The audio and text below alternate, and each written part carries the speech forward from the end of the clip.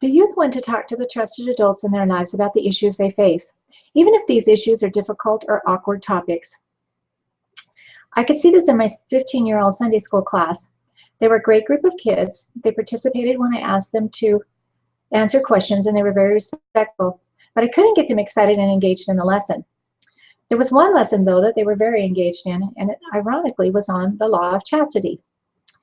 This lesson began, as they usually do, with the kids all staring at the floor awkwardly, shuffling their feet. I told them what the law of chastity was and why they should live it, and basically I was giving the kids a lecture. But then I switched it to a discussion. They know what they're not supposed to do. What they want to know is what is appropriate and what is okay. And so when I asked them this question, they became very engaged in the conversation, and they came up with great guidelines for themselves. There are many issues that face our youth today that are difficult, challenging, and confusing, and they would like to talk to adults about these issues. One of these issues is, what is the big deal about pornography? The big deal about pornography is the damaging effects of pornography. Pornography damages the brain, it damages the family, and it damages society. Pornography damages the brain because it's very much like a drug. Just as in doing meth and cocaine, the same reactions occur in the brain.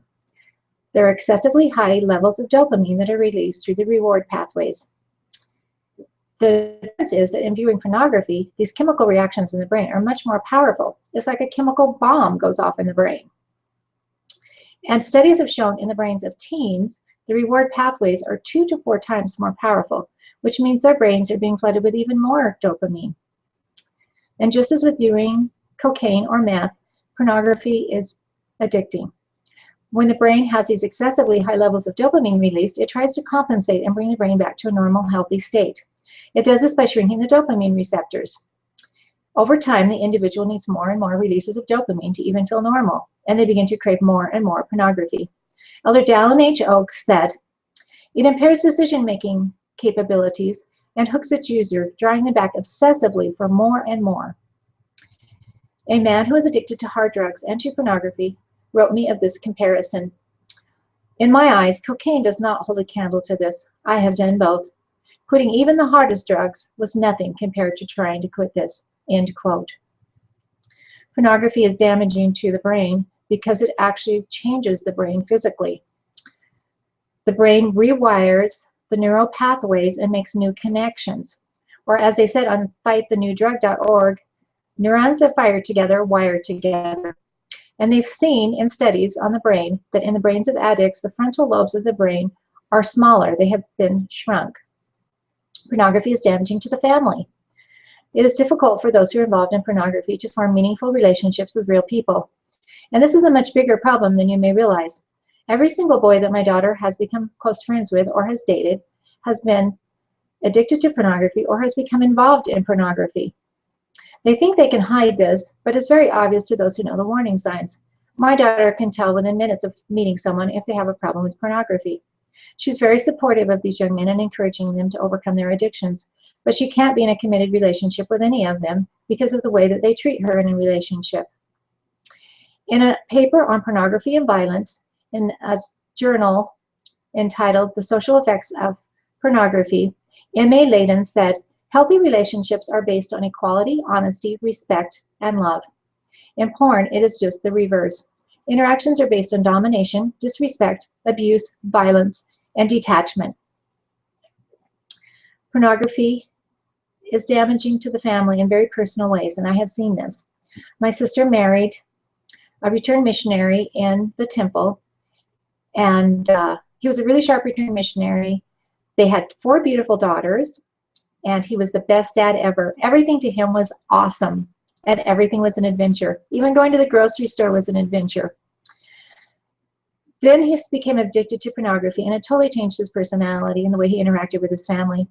He became very abusive of my sister, and she finally divorced him. After he was out of the home, her 2 older daughters told her that their dad had been abusing them sexually and that he had threatened to kill their mother if they told. That was 12 years ago. The girls are all grown, and they have had no contact with their father since then. But they all still have emotional damage from their father's addiction to pornography. Pornography is damaging to society. It leads to objectifying women. It promotes violence towards women. And when women see this, they believe that violence and abuse in relationships is normal. 2 of the side effects in individuals who view pornography are a lower material success in life and a change in beliefs. Both of these have damaging effects on society.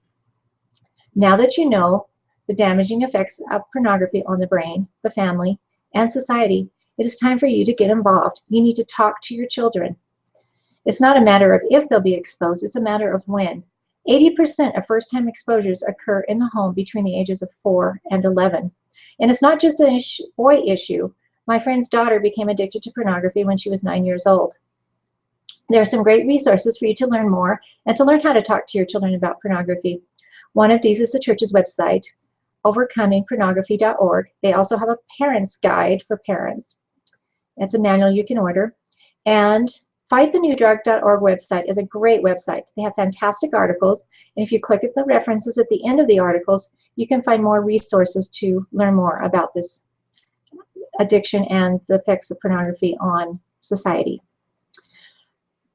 And if you're addicted to pornography, you need to get help. You can't overcome this on your own. You can only overcome it through the atonement and through repentance. How many days does it take to overcome an addiction? It takes 2 years. We all need to get involved and warn others about the damaging effects of pornography and the dangers.